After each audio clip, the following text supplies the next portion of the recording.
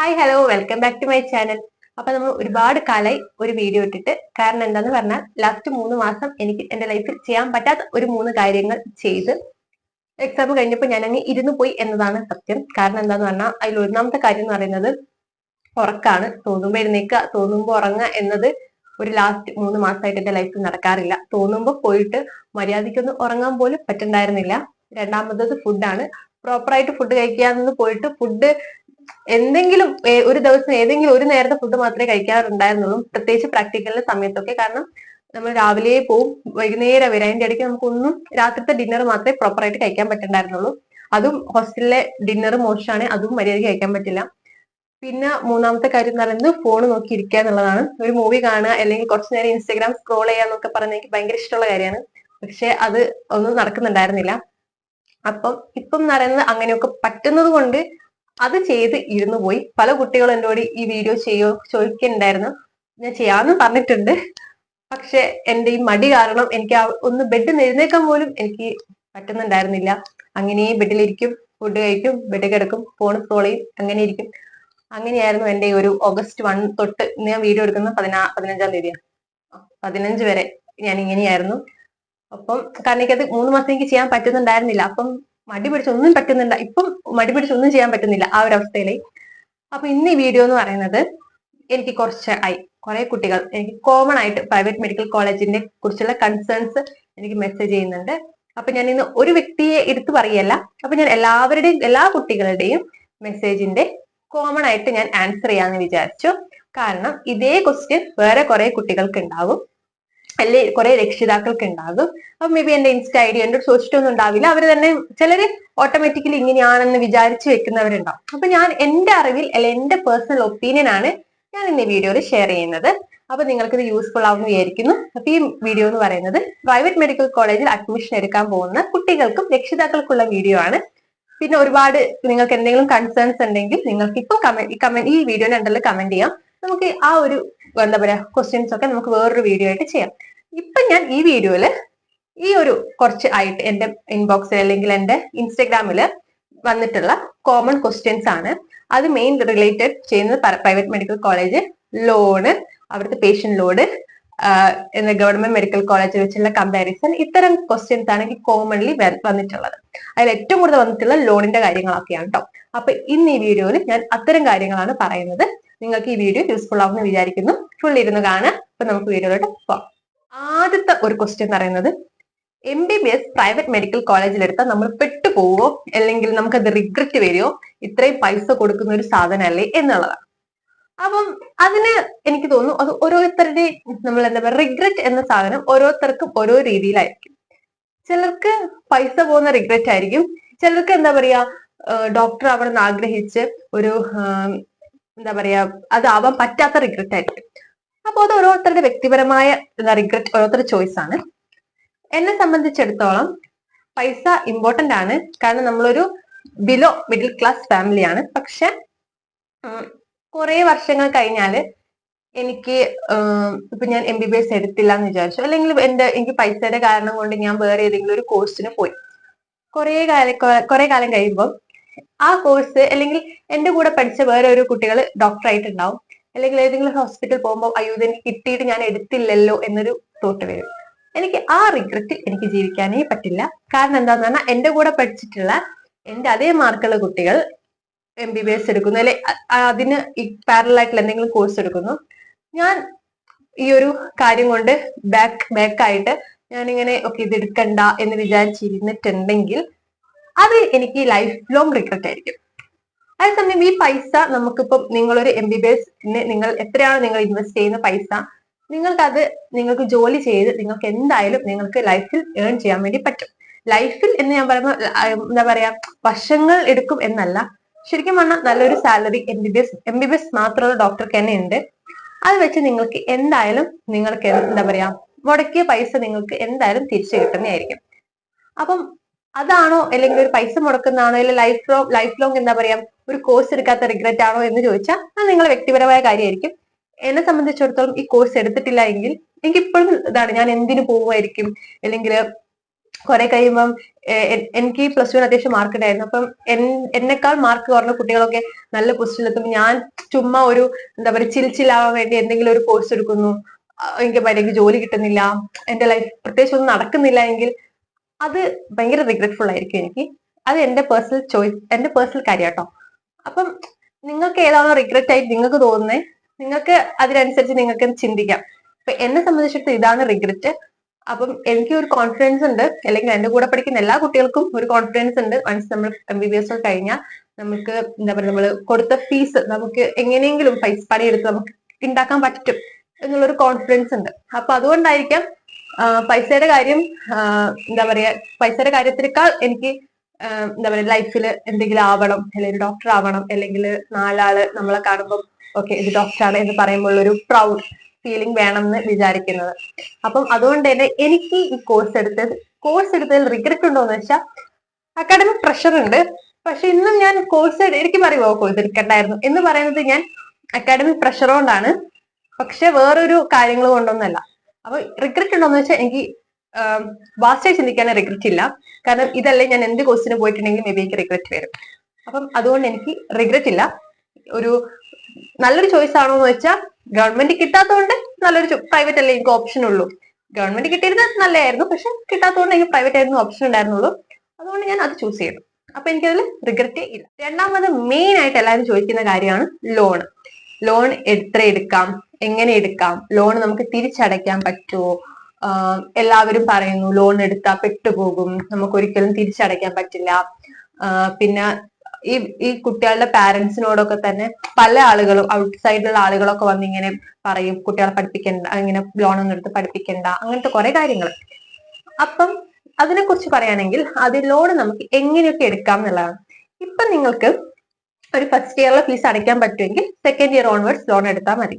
അങ്ങനെ എടുക്കുന്നതായിരിക്കും ഒരു പക്ഷെ നല്ലൊരു കാര്യമായിട്ട് എനിക്ക് തോന്നിയിട്ടുള്ളത്. അല്ലെങ്കിൽ ഫസ്റ്റ് ഇയർ സെക്കൻഡ് ഇയർ നിങ്ങൾക്ക് അടയ്ക്കാൻ പറ്റുമെങ്കിൽ തേർഡ് ഇയർ ഓൺവേർഡ്സ് നിങ്ങൾക്ക് എടുക്കാം.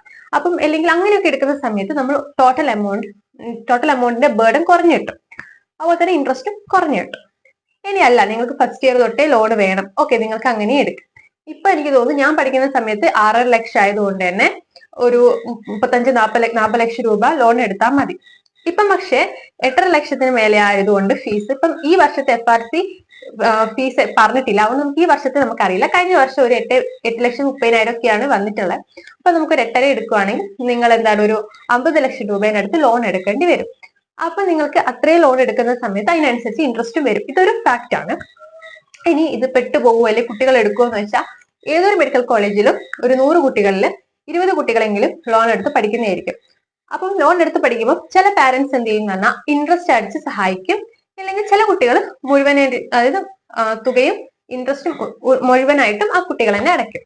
അപ്പം ഇതെങ്ങനെ അടയ്ക്കാൻ പറ്റും പറഞ്ഞാൽ വൺസ് നമ്മൾ MBBS പാസ്സായിട്ടുണ്ടെങ്കിൽ നമുക്ക് MBBS കൊണ്ട് തന്നെ നമുക്ക് ജോലിക്ക് കയറാൻ പറ്റും. ഇല്ല എങ്കിൽ MD എടുക്കാനും ചെയ്യാം. MD എടുക്കുന്ന സമയത്ത് നമുക്ക് പാരലായിട്ട് എന്ത് വർക്ക് വേണമെങ്കിലും ചെയ്യാം, അതായത് നൈറ്റ് ഷിഫ്റ്റും കാര്യങ്ങളൊക്കെ എടുക്കാം.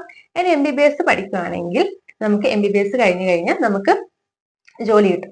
ജോലി കിട്ടുമ്പോൾ നമുക്ക് അറൌണ്ട് നല്ലൊരു സാലറി നമുക്ക് കിട്ടും. അപ്പൊ നമ്മളുടെ ചെലവ് കഴിച്ചു കഴിഞ്ഞാൽ നമുക്ക് അത്യാവശ്യം നല്ല രീതിയിൽ സേവ് ചെയ്യാനും പറ്റുകയും ചെയ്യും. നമുക്ക് ലോണിലേക്ക് അത് ഇടാനും പറ്റും. അപ്പം ഒരു വിത്തിൻ ഒരു 2 വർഷം കൊണ്ട് 50 ലക്ഷം അടയ്ക്കും എന്ന് ഞാൻ പറയില്ല.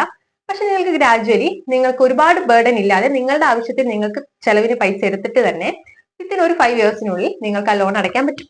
അപ്പം എന്താ പറയാ, ധൃതിയിൽ ഞാൻ അടയ്ക്കണം എന്ന് പറയില്ല, നിങ്ങൾക്ക് സാവധാനം നിങ്ങൾക്ക് ആ ലോൺ അടച്ചെന്നാൽ തീർക്കാൻ പറ്റും. കാരണം ഇത്രയും കുട്ടികൾ ലോൺ എടുത്ത് പഠിക്കുന്നതാണ്. ഇതുവരെ ലോൺ അടയ്ക്കാൻ പറ്റാതെ ഒന്നും ആരും കണ്ടിട്ടില്ല. കാരണം ഒരുപാട് കുട്ടികൾ ഇപ്പം വീടില്ലാത്ത കുട്ടികളടക്കം ലോണൊക്കെ എടുത്ത് പഠിക്കുന്നുണ്ട്. കാരണം അത് വൺസ് നമുക്ക് MBBS പാസ്സായി നമുക്ക് അടയ്ക്കാൻ പറ്റും, അല്ലെങ്കിൽ നമ്മൾ തൊട്ട് മുമ്പത്തെ ബാച്ചിലെ കുട്ടികൾ വരെ അടച്ചിട്ടുണ്ട് എന്നുള്ള ഒരു ഇതിലാണ് നമ്മൾ എടുക്കുന്നത്. ഇതുവരെ ആർക്ക് ലോൺ അടയ്ക്കാതെ പെട്ടുപോയി എന്നൊന്നും MBBS ഞാൻ കേട്ടിട്ടില്ല. വേറെ ക്വസ്റ്റ്യൻ എനിക്ക് അറിയില്ല, കേട്ടിട്ടില്ല. അപ്പം നിങ്ങൾക്ക് ലോൺ അടയ്ക്കാൻ നല്ലൊരു എന്താ പറയാ, വൺസ് നമുക്ക് ഇത് പാസ്സായി കഴിഞ്ഞാൽ നിങ്ങൾക്ക് അടയ്ക്കാൻ വേണ്ടി എന്തായാലും പറ്റും. അപ്പൊ ലോൺ എടുത്താൽ മാത്രം പോരാ, നമുക്കിപ്പോ ലോൺ എടുത്തുള്ള ഒരു ബോധം നമുക്ക് വേണം. അത് കഴിഞ്ഞാൽ നമുക്ക് MBBS കഴിഞ്ഞാൽ നമുക്ക് ലോൺ അടച്ചു തീർക്കണം, പാരന്റ്സിനെ ബുദ്ധിമുട്ടിക്കരുത് എന്നുള്ള ചിന്തയും നമുക്ക് വേണം. അപ്പൊ നമുക്ക് എങ്ങനെ വേണേ നമുക്ക് എന്താ പറയാ ലോൺ അടയ്ക്കാം അല്ലെ. നമുക്ക് നൈറ്റ് ഷിഫ്റ്റ് എടുക്കാം, ഡേ ഷിഫ്റ്റ് എടുക്കാം. നമുക്ക് ചില ചേച്ചിമാരെ ഞാൻ കണ്ടിട്ടുണ്ട് റാൻഡംലി പണിയെടുക്കുന്ന, ഒരു കുറച്ച് നേരം ഈ ഹോസ്പിറ്റലിൽ, കുറച്ച് നേരം ആ ഹോസ്പിറ്റലിൽ അങ്ങനെയൊക്കെ പോയി കുറെ നേരം ഇരുന്ന് വർക്ക് ചെയ്യുന്ന കണ്ടിട്ടുണ്ട്. അവരോടൊക്കെ ഞാൻ ചോദിച്ചപ്പോൾ അവർക്കൊരു ഒരു മാസം 2.5 ലക്ഷത്തിന് മുകളിലോട്ട് അവർ സാലറി ഒപ്പിക്കുന്നുണ്ട്. അപ്പൊ എല്ലാ മാസം നമുക്ക് 1 ലക്ഷമെങ്കിലും നമുക്ക് അതിൽ ലോൺ ഉള്ളവരാണ്, ഒരു 1 ലക്ഷമെങ്കിലും നമുക്ക് അതിലേക്ക് ഇടാലോ. അപ്പൊ അത്രയും കഷ്ടപ്പെട്ട് പണിയെടുത്ത് എന്തായാലും നമുക്ക് ലോൺ തിരിച്ചടയ്ക്കാൻ വേണ്ടി പറ്റും. പിന്നെ എനിക്ക് പറയേണ്ട മെയിൻ ഒരു കാര്യം എന്താന്ന് പറഞ്ഞാൽ, ഒരുപാട് ആളുകൾ പറയുന്നുണ്ട്, പലരും എന്റെ അമ്മയോട് അടക്കം പറയുന്നുള്ള ഒരു കാര്യമാണ്, MBBS പഠിച്ചിട്ട് ഒരു കാര്യമില്ല, MBBS പഠിച്ച ജോലി കിട്ടില്ല, MD ഇല്ലാതെ ജോലി കിട്ടില്ല, സാലറി കിട്ടില്ല, ഇങ്ങനത്തെ ഒരുപാട് കാര്യങ്ങൾ. അപ്പം ഇതിനെ കുറിച്ച് എനിക്ക് പറയാനുള്ള വെച്ചാൽ, ഇപ്പം എന്റെ കോളേജിൽ എന്ന് പറയുന്നത്, എന്റെ കോളേജ് ഒരുപാട് പേഷ്യൻസ് ഉള്ളൂ അങ്ങനെയൊന്നും ഉള്ള കോളേജ് ഒന്നുമല്ല. സിൻസ് അവിടെ പഠിക്കുന്ന എന്റെ സീനിയേഴ്സ് വരെ പുറത്ത് വർക്ക് ചെയ്യുമ്പോൾ അവരുടെ അടുത്ത് ചോദിക്കുമ്പോൾ മാസത്തിൽ 15-18 ദിവസം വർക്ക് ചെയ്താൽ അവർക്ക് 80,000 രൂപയാണ് കിട്ടുന്നത്. 18 ദിവസം എന്ന് പറയുന്നത് 24 hour ഷിഫ്റ്റോ അല്ലെങ്കിൽ 12 hour ഷിഫ്റ്റോ ഒന്നല്ല, അവർക്ക് എനിക്ക് തോന്നുന്നു 8 hour ഷിഫ്റ്റ് ആണെന്ന്. ആ ഷിഫ്റ്റിൽ പോയിട്ട് തന്നെ 18 ദിവസം വർക്ക് ചെയ്തിട്ട് 80,000 രൂപ കിട്ടുന്നുണ്ട്. ഇതിന് മുകളിൽ കിട്ടുന്ന കുട്ടികളുടെ ഏറ്റവും കുറവ് കണ്ടാൽ 60,000 രൂപ. അത് ഇത്രയും ഹവേഴ്സ് ഷിഫ്റ്റ് ഇല്ല. അപ്പം 60 മുതൽ ആണ് നമുക്ക് കിട്ടുന്നത്. അതും ഒരു മാസത്തിന് പകുതി വർക്ക് ചെയ്യുമ്പോൾ. ബാക്കി പകുതി നമുക്ക് ഓരോരുത്തരും വർക്ക് ചെയ്യാലോ. അങ്ങനെയാകുമ്പോൾ കൂട്ടി നോക്കുമ്പോൾ അത്യാവശ്യം ഒരു എമൗണ്ട് ഇല്ലേ? ഈ 1 ലക്ഷമൊക്കെ വളരെ ചെറിയ എമൗണ്ട് ആവുമ്പോൾ പറയുന്ന ആരാന്ന് എനിക്കറിയില്ല. അങ്ങനെയുള്ള ആളുകൾക്ക് 5 ലക്ഷം രൂപ സാലറി എന്തായാലും വേണം. അല്ലാതെ ഈ ഒരു പൈസ വളരെ ചെറുതാ എന്ന് പറയുന്നതിലൂടെ എനിക്കറിയില്ല. എന്നെ സംബന്ധിച്ചിടത്തോളം വലിയൊരു എമൗണ്ട് ആണ്. അപ്പം പിന്നെ ജോലി ഇല്ല എന്ന് പറയാൻ എനിക്കറിയില്ല. എന്റെ നാട്ടിൽ ഡോക്ടർമാരില്ല, കുറവാണ് ഈ കാഷ്വാലിറ്റിയിലൊക്കെ. കാരണം എല്ലാവരും MBBS പഠിക്കുമ്പോൾ either പുറത്ത് പോകും, അല്ലെങ്കിൽ വേറെ എന്തെങ്കിലും ഒക്കെ ചെയ്യും. ക്ലിനിക്സിലൊന്നും അത്യാവശ്യം ആളുകളൊന്നും കാണാറില്ല. അപ്പം എല്ലായിടത്തിലും ഈ ഡിമാൻഡായിട്ട് ഞാൻ കണ്ടിട്ടുള്ളത്, ജോലി കിട്ടാതെ ചൊറിയും കുത്തി ഇരിക്കുന്ന ഡോക്ടർമാരൊന്നും അങ്ങനെ ഇല്ല. എവിടെയെങ്കിലും ഹോസ്പിറ്റലിൽ നമുക്ക് കയറാൻ വേണ്ടി പറ്റും. അപ്പം MBBS പഠിച്ച ജോലിയില്ല എന്ന് പറയുന്നത് എന്താ എനിക്കറിയില്ല. ഞാൻ കണ്ടിട്ടില്ല, എന്റെ ചുറ്റും ആർക്കും അങ്ങനെ ഇല്ല. എന്റെ ഒരു സീനിയർ ജോലി ഇല്ലാതെ ഇരിക്കുകയല്ല, എല്ലാവരും വർക്ക് ചെയ്യുന്നുണ്ട്. വർക്ക് ചെയ്യുന്നുണ്ട്, ഇടയിൽ ലീവ് എടുക്കുന്നുണ്ട്, ട്രിപ്പ് പോകുന്നുണ്ട്. കാരണം അവർക്ക് അത്യാവശ്യം ഏർണിങ്സ് ഉണ്ട്. അപ്പം ചില ഇതൊക്കെ എന്ന് പറയുന്നത് ചില ന്യൂസ് ഭയങ്കര ഫേക്ക് ആയിട്ടുള്ള കാര്യങ്ങളാണ്. അപ്പം നമ്മൾ അത്തരം കാര്യങ്ങളിൽ അത്തരം നെഗറ്റിവിറ്റിയിലോട്ട് നമ്മളിങ്ങനെ ചിന്തിച്ചുകൊണ്ടിരുന്നാൽ നമുക്ക് ഒരു കോഴ്സിനോടും താല്പര്യം ഉണ്ടാവില്ല. അപ്പൊ ഞാൻ ഇന്നലെ എനിക്ക് മെസ്സേജ് കുട്ടീൻ്റെ അടുത്ത് പറഞ്ഞാൽ, നമുക്ക് പല ആളുകളും ഉണ്ടാവും നമ്മളിങ്ങനെ ഡിമോട്ടിവേറ്റ് ചെയ്യാൻ വേണ്ടിയിട്ട്. എന്റെ ചുറ്റും തന്നെ ഒരുപാട് ആളുകളുണ്ട്. അപ്പം അതായത് MBBS എടുക്കുന്നതിന് മുമ്പേ എന്നെ ഡിമോട്ടിവേറ്റ് ആളുകളുണ്ട്. MBBS എടുത്തപ്പം എന്റെ അമ്മയെ ഡിമോട്ടിവേറ്റ് ചെയ്യുന്ന ആളുകളുണ്ട്. സോ ഇങ്ങനെ ഒരുപാട് ആളുകളുണ്ട്. സോ ഇങ്ങനത്തെ ആളുകൾ പറയുന്നത് അധികം കേൾക്കാതിരിക്കുക എന്നതാണ് നമുക്ക് ചെയ്യാൻ പറ്റുന്ന ഏറ്റവും വലിയ കാര്യം. അടുത്തൊരു കാര്യം എന്ന് പറയുന്നത് പേഷ്യന്റ് ലോഡിനെ കുറിച്ചുള്ള കൺസേൺ ആണ്. അതായത് നമ്മൾ ഗവൺമെന്റിൽ നമുക്കറിയാം ഒരുപാട് പേഷ്യന്റ് ആയിരിക്കും. കാലിക്കറ്റ് മെഡിക്കൽ കോളേജിൽ പോയാൽ അവരുടെ ഏറ്റവും മൈനർ കേസ്, അവർ തിരിഞ്ഞു നോക്കാത്ത കേസൊക്കെ ആയിരിക്കും പല പ്രൈവറ്റ് മെഡിക്കൽ കോളേജിന്റെ മേജർ കേസായിട്ട് വരിക. കാരണം അത് ഡിഫറൻസ് ഉണ്ട്. പേഷ്യൻസിൽ നമുക്ക് നല്ല രീതിയിൽ ഡിഫറൻസ് രണ്ട് കോളേജ്, പ്രൈവറ്റ് ആയാലും, എല്ലാ പ്രൈവറ്റും അല്ല ഞാൻ പറയുന്നത്, ചില ആദ്യത്തെ പ്രൈവറ്റ് മെഡിക്കൽ കോളേജ് ആദ്യത്തെ ടോപ്പ് ഒരു 5-6 വരുന്ന മെഡിക്കൽ കോളേജ് അല്ല കേട്ടോ പറയുന്നത്. അവിടെ എപ്പോഴും പേഷ്യൻസ് ഉണ്ടാവും. ബാക്കി അങ്ങോട്ടുള്ള മെഡിക്കൽ കോളേജിന്റെ കാര്യം ഞാൻ പറയുന്നത്. അതും ഗവൺമെന്റ് വെച്ച് കമ്പയർ ചെയ്യുന്ന സമയത്താണ് ഞാൻ പറയുന്നത് കേട്ടോ. ഗവൺമെന്റിൽ എന്തായാലും പേഷ്യൻസ് ഉണ്ടാവും, ഒരുപാട് പേഷ്യൻസ് ഉണ്ടാവും. ഈ കാലിക്കറ്റ് മെഡിക്കൽ കോളേജിലൊക്കെ പോയി കഴിഞ്ഞാലുള്ള അവസ്ഥ വെച്ചാൽ അവിടെ പേഷ്യൻസിന് കിടക്കാൻ ബെഡ് ഉണ്ടാവില്ല. ഒരു ബെഡിൽ 2 പേർ ഷെയർ ചെയ്ത് കിടക്കുന്നതാണ്. എന്നിട്ട് സ്ഥലമില്ലാതെ വരാന്തയിൽ കിടക്കുന്നതാണ്. അത്രയും പേഷ്യന്റ് ലോഡാണ്. ഒരു കുട്ടിക്ക് ഒരു രോഗിനെ വെച്ച് എടുത്താലും ഒരുപാട് പേഷ്യൻസ് അവിടെ എന്നും ഉണ്ട്. അതേസമയം പ്രൈവറ്റ് മെഡിക്കൽ കോളേജിന് ഒരു പേഷ്യന്റിനെ 5 പേര് ചേർന്നൊക്കെയായിരിക്കും കേസ് എടുക്കാം. അപ്പൊ ആ ഒരു ഡിഫറൻസ് എന്തായാലും ഉണ്ട്. അപ്പം അത് എങ്ങനെയാണ് ബാധിക്കുന്നതെന്ന് ചോദിച്ചാല്, വൺസ് നമ്മൾ MBBS കഴിഞ്ഞാൽ ഗവൺമെന്റ് മെഡിക്കൽ കോളേജ് പഠിച്ചാലും പ്രൈവറ്റ് മെഡിക്കൽ കോളേജ് പഠിച്ചാലും നമ്മുടെ സർട്ടിഫിക്കറ്റിന് ഒരേ വാല്യൂ ആയിരിക്കും. പിന്നെ ഒരു വ്യത്യാസം എന്ന് പറയുന്നത് നമ്മുടെ എക്സ്പീരിയൻസിലായിരിക്കും. കാരണം ഒരു സിമ്പിൾ എക്സാമ്പിൾ പറയുകയാണെങ്കിൽ, നമുക്ക് നമ്മുടെ പീഡിയാട്രിക്കിന്റെ ഒരു പ്രാക്ടിക്കൽ എക്സാമിന് കാലിക്കറ്റ് മെഡിക്കൽ കോളേജ് വെച്ചൊരു കേസൊക്കെ പറയുന്നത് വളരെ എന്താ പറയാ, നമ്മൾ ടെക്സ്റ്റ് ബുക്കിലൊക്കെ വായിച്ചിട്ടുള്ള കേസാണ്.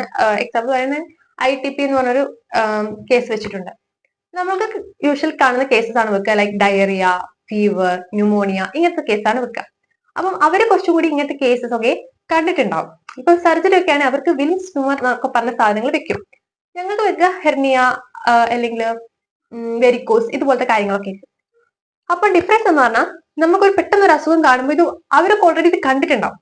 നമ്മള് കണ്ട് പരിചയപ്പെടുകയാണ് വേണ്ടത്. ആ ഒരു ഡിഫറൻസ് എനിക്ക് ഫീൽ ചെയ്ത പേഷ്യന്റ് ലോഡിൽ അതാണ്.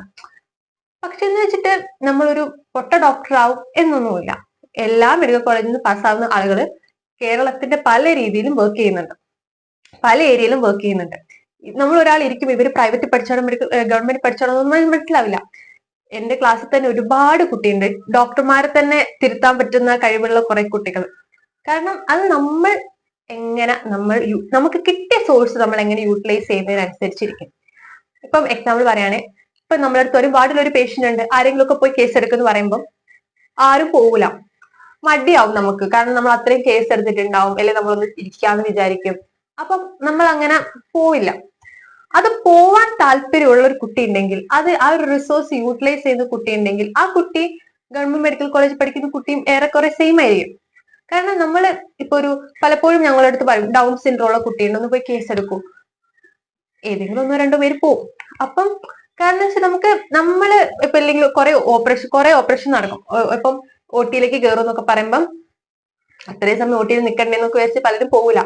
പക്ഷെ എല്ലാം അറ്റൻഡ് ചെയ്യുന്ന ഒരു കുട്ടിയാണ്, അല്ലെങ്കിൽ എല്ലാം പെർഫെക്റ്റ്ലി കേസ് എടുക്കുന്ന ഒരു കുട്ടിയാണെങ്കിൽ പ്രൈവറ്റ് മെഡിക്കൽ കോളേജ് അവർക്ക് ഗവൺമെന്റ് മെഡിക്കൽ കോളേജ് തുല്യമായിരിക്കും. അപ്പൊ ഞാൻ പറയുന്നത് വെച്ചാല്, പേഷ്യൻസ് ഏതൊരു പ്രൈവറ്റ് മെഡിക്കൽ കോളേജിലായാലും നമുക്ക് പഠിക്കാനുള്ളത് ഉണ്ടാകും, പഠിക്കാനുള്ള പേഷ്യൻസ് എവിടെയായാലും ഉണ്ടാകും. അതിനപ്പുറത്തോട്ട് ഉള്ള കാര്യമല്ല ഞാൻ പറയുന്നത്, നമുക്ക് പഠിക്കാനുള്ള പേഷ്യൻസ് എന്തായാലും ഉണ്ടാവും. വളരെ ബേസിക് ആയിട്ടുള്ള കോമൺ അസുഖങ്ങളുള്ള എല്ലാവരും വരും, പഠിക്കാനുള്ള പേഷ്യൻസ് എന്തായാലും ആ ഒരു കോളേജിൽ ഉണ്ടാകും. നമ്മൾ അത് എങ്ങനെ യൂട്ടിലൈസ് ചെയ്യുന്നതിനനുസരിച്ച് മാത്രമേ ഇരിക്കുന്നത്. നമ്മൾ പോയി പഠിക്കാൻ അങ്ങോട്ട് പോയാൽ, അല്ലെങ്കിൽ ഡോക്ടർമാരുടെ അടുത്തൊക്കെ നമ്മൾ അങ്ങോട്ട് ചോദിച്ചാൽ നമ്മൾ നല്ലതായിരിക്കും, നമുക്ക് നല്ല എക്സ്പീരിയൻസ് ഉണ്ടാവും. നമുക്ക് ഒരു ഫൈനൽ ഇയർ ഒക്കെ എത്തുമ്പോഴത്തേക്ക് നമുക്ക് നല്ലൊരു എന്താ പറയാ ജ്ഞാനം ഉണ്ടാവും. ഇല്ല എങ്കിൽ അതിപ്പം ഗവൺമെന്റിൽ ഞാൻ പഠിക്കുന്ന വെച്ചാൽ ഞാൻ ഒന്നിനും പങ്കെടുക്കുന്നില്ല, ഒരു കേസ് എടുക്കാനും പോകുന്നില്ലെങ്കിൽ ഒരു കാര്യമില്ല. അപ്പൊ എപ്പോഴും നമ്മൾ എവിടെ പഠിക്കുന്നു എന്നതിനേക്കാൾ ഡിപ്പെൻഡ് ചെയ്യുന്നത് നമ്മൾ അതെങ്ങനെ പഠിക്കുന്നു എന്നുള്ള കാര്യമാണ്. പിന്നെയുള്ള ഒരു ക്വസ്റ്റ്യൻ ആണ്, നമ്മൾക്ക് പ്രൈവറ്റ് മെഡിക്കൽ കോളേജിൽ പ്രോഗ്രാംസ് ഉണ്ടാവുമോ എന്നൊക്കെ ഉള്ളത്. പ്രോഗ്രാംസ് ഗവൺമെന്റ് മെഡിക്കൽ കോളേജിനെ അപേക്ഷിച്ച് കുറവായിരിക്കും. ചില കോളേജിൽ പ്രോഗ്രാംസ് വളരെ കുറവായിരിക്കും. ഒരു വർഷത്തിൽ ഒരു പ്രോഗ്രാം അല്ലെങ്കിൽ ഒരു കോൺവോ അത്രമാത്രമുള്ള കോളേജസ് തുടങ്ങി വാലന്റൈൻസ് ഡേ പോലും സെലിബ്രേറ്റ് ചെയ്യുന്ന പ്രൈവറ്റ് മെഡിക്കൽ കോളേജസ് നമ്മുടെ കേരളത്തിലുണ്ട്. അപ്പൊ ഒരുപാട് എന്താ പറയാ പ്രോഗ്രാംസ് ഉള്ളതും ഒട്ടുമില്ലാത്തതും ഉണ്ട്. നമ്മളുടെ ഭാഗ്യം പോലെ ഇരിക്കും നമുക്ക് കിട്ടുന്ന കോളേജിൽ പ്രോഗ്രാംസ് ഉള്ളതും ഇല്ലാത്തതും ഒക്കെ. അപ്പൊ നിങ്ങൾക്ക് ഇനിയും എന്തെങ്കിലും കൺസേൺസ് ഉണ്ടെങ്കിൽ നിങ്ങൾക്ക് കമന്റ് ചെയ്യാം, നമുക്കതൊരു മറ്റൊരു വീഡിയോ ആയിട്ട് ചെയ്യാം. ഇല്ല നിങ്ങൾക്ക് എന്തെങ്കിലും പേഴ്സണൽ ആയിട്ട് ചോദിക്കണമെങ്കിൽ ഞാൻ എന്റെ ഇൻസ്റ്റാ ID ഞാൻ ഡിസ്ക്രിപ്ഷൻ ബോക്സിൽ ലിങ്ക് കൊടുക്കാം. അപ്പം നിങ്ങൾ അതിൽ മെസ്സേജ് ചെയ്താൽ മതി, ഞാൻ റിപ്ലൈ ഇടും. അപ്പൊ നമുക്ക് ഈ വീഡിയോ ഇവിടെ വെച്ച് വൈൻഡ് ചെയ്യാം. അപ്പൊ നമുക്ക് അടുത്തൊരു വീഡിയോ ആയിട്ട് കാണാം. അതുവരേക്കും ബൈ.